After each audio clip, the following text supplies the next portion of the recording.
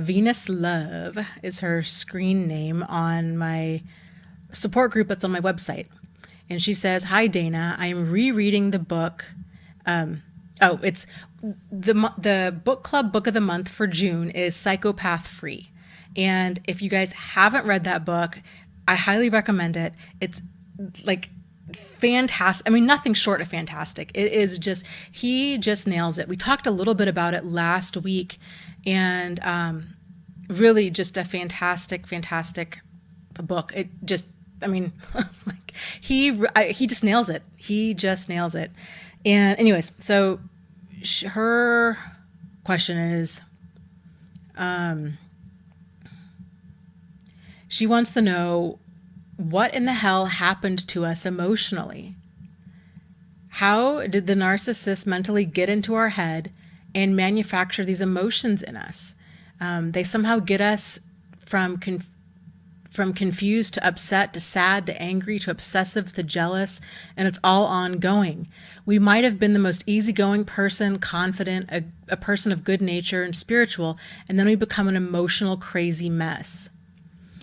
So, yes, they do. And the book Psychopath Free, Jackson McKenzie is the guy that wrote it.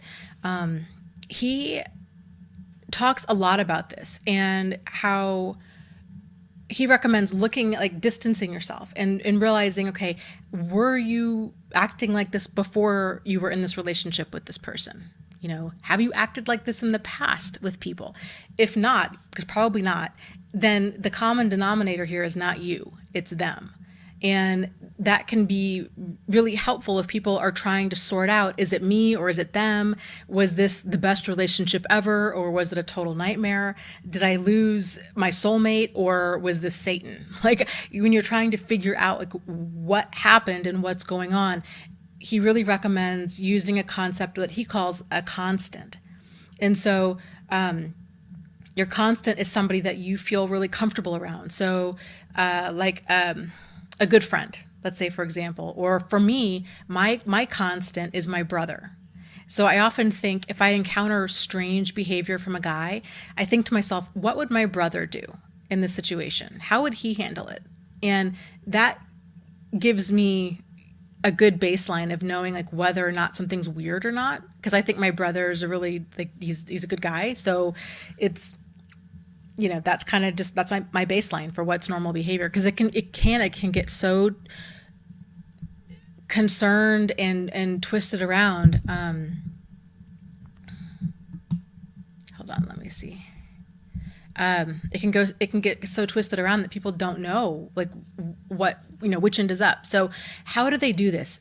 It goes from that love bombing, right? Which is like this intense, like hyper validation of this constant communication, constant compliments. It's this manufactured soulmate connection where we are their perfect partner and they're so in love with us and we can do no wrong, and we're elevated to this high status, right? Where it feels so amazing. I mean, it just feels like the sun is shining because there's so much attention, there's so much affection, and it feels so amazing.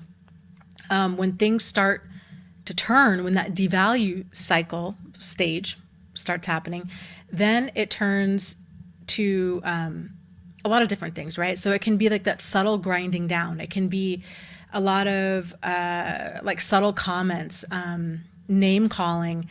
A lot of times it's teasing or sarcasm, or, you know, it doesn't start off like, it's not really obvious at first. Oftentimes it's just that slow process, right? So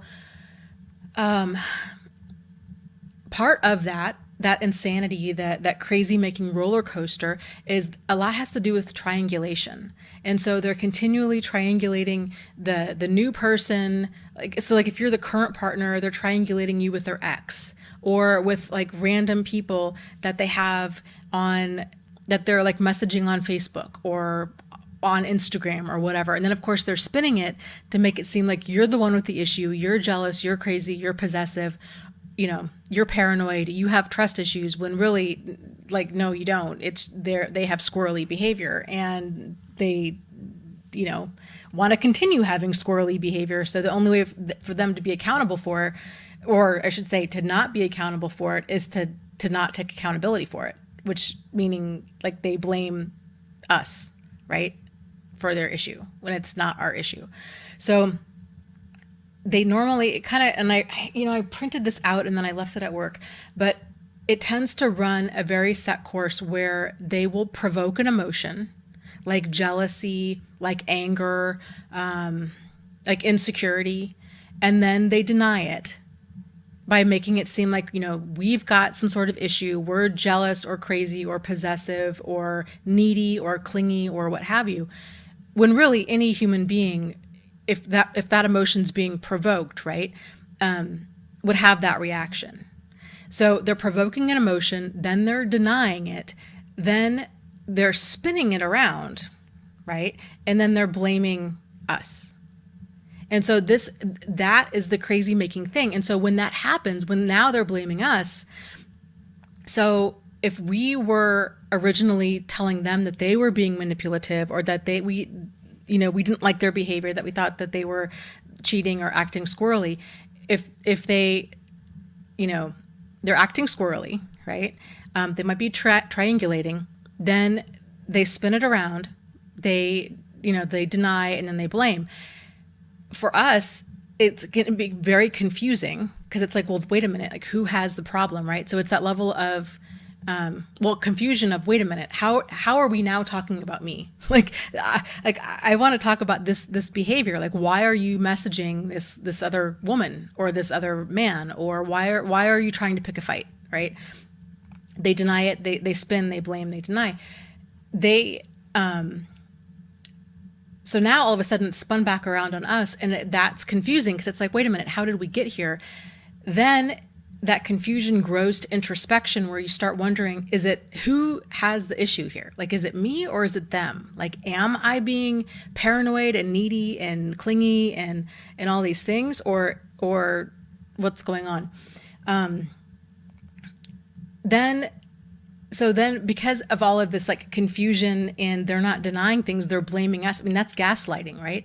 So there's all of this gaslighting going on. And if we buy into it, and oftentimes it's easy to do because especially if you think you're in a relationship with another normal human being who if we're having a fight, that we're going to work towards a solution, right? Like that's, most people fight with the intention of, we're going to eventually make up.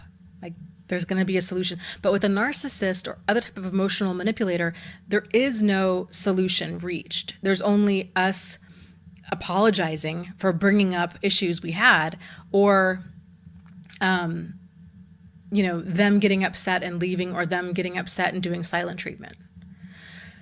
So when all of that happens, there's also a big part of this identity erosion as well as a reality erosion, where now you're starting to wonder, wait a minute, what's real? Like, did I really misconstrue that whole situation? Like, I thought I saw text messages from another woman, but now I look and I don't see them. And, like you just start wondering what is real. And that's what really, really, really messes with the person. That's the emotional and verbal and psychological abuse. Like, that's what that looks like.